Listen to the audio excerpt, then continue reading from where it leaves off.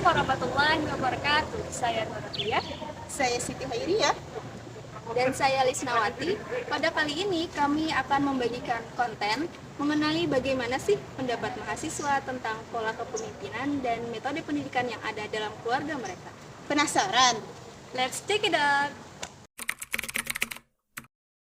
Jadi pola kepemimpinan yang di keluarga saya itu menerapkan sistem demokrasi. Kayaknya lebih ke demokratis. Untuk mama cenderung demokratis, sedangkan abah itu lebih cenderung ke otoriter. Demokratis.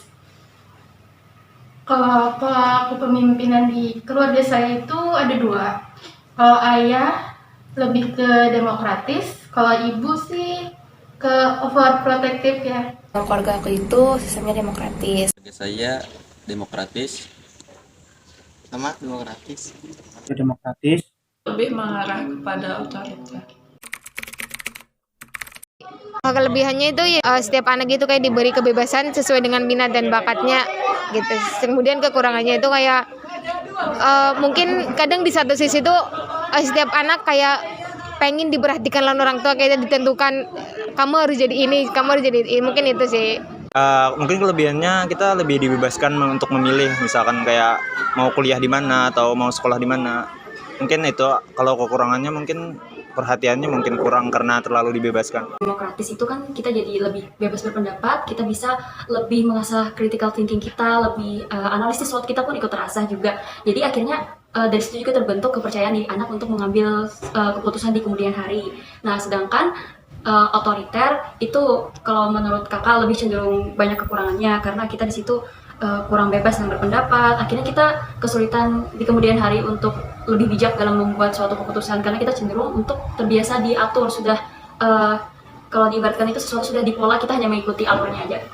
Diri saya lebih dewasa, mandiri, dan lebih bertanggung jawab.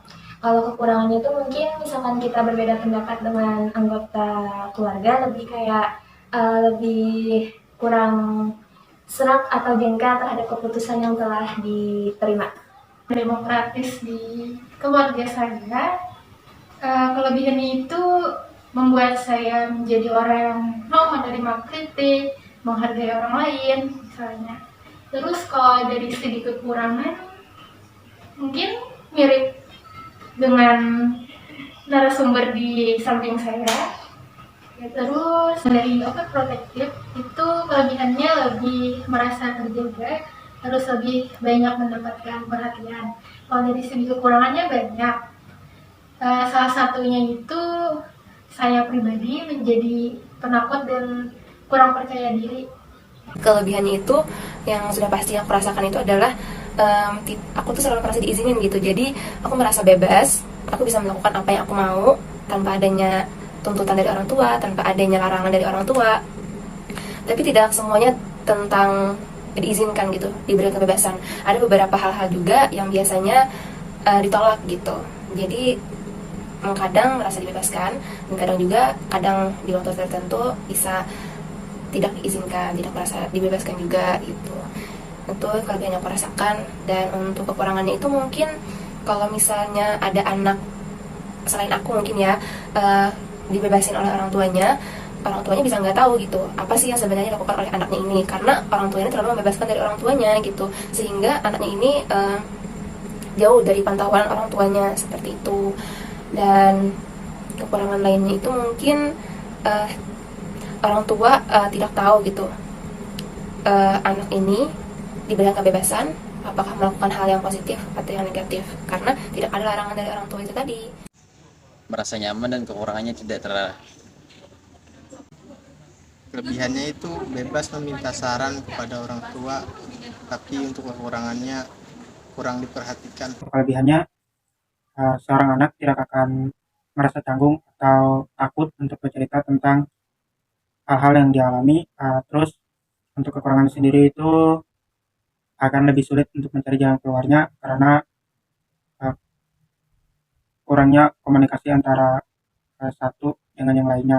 Kelebihannya itu seperti pergaulan ulun itu lebih menjadi terkontrol, dan kekurangannya mungkin ulun jadi takut untuk bertindak atau melakukan sesuatu tanpa sepengetahuan dari orang tua.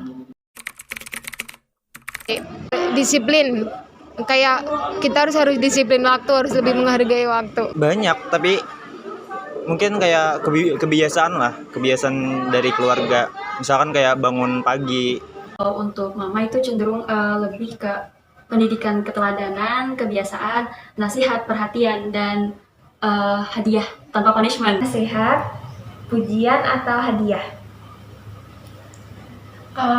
Dalam keluarga saya, metode yang digunakan adalah keteladanan dan nasihat.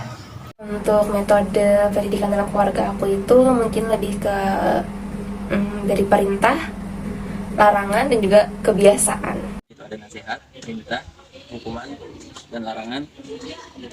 Dalam keluarga saya itu ada larangan, nasihat, dan perintah. Perhatian, pengawasan, dan hadiah. Pengawasan dan nasihat. Mungkin manfaatnya itu untuk kedepannya ya, kayak misalkan kita kayak lebih disiplin dalam menjalankan segala apapun, seperti misalkan sholat, kita harus kayak tepat waktu. Saya kan mengkos mulai dari SMA sampai kuliah, jadi kebiasaan itu sampai saya mengkos, alhamdulillah masih terjaga. Pola keteladanan tadi akhirnya banyak hal-hal yang positif tadi menjadi habit, menjadi sesuatu yang tidak bisa kakak pisahkan dari keseharian kakak.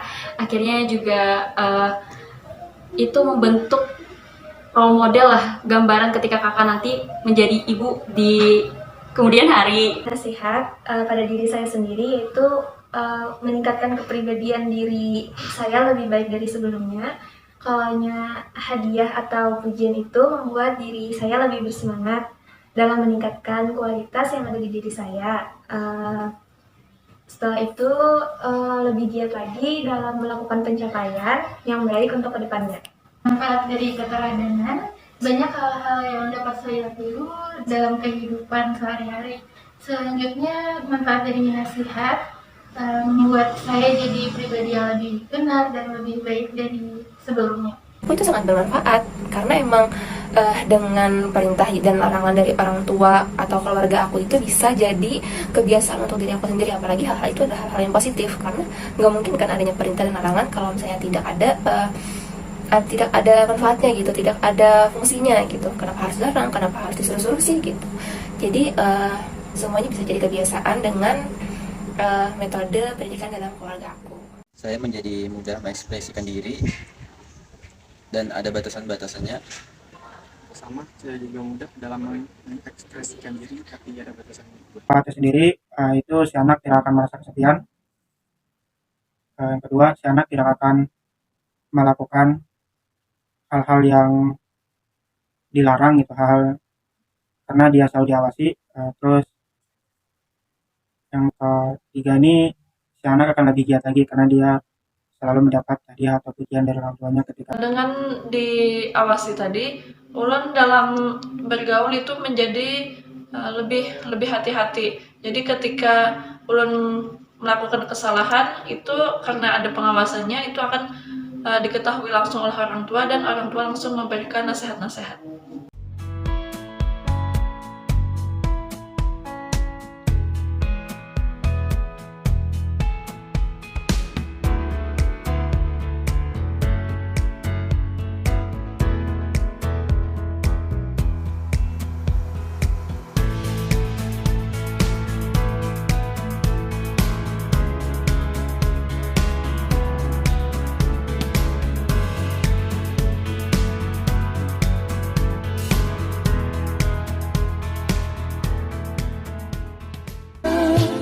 Ask me again how I feel.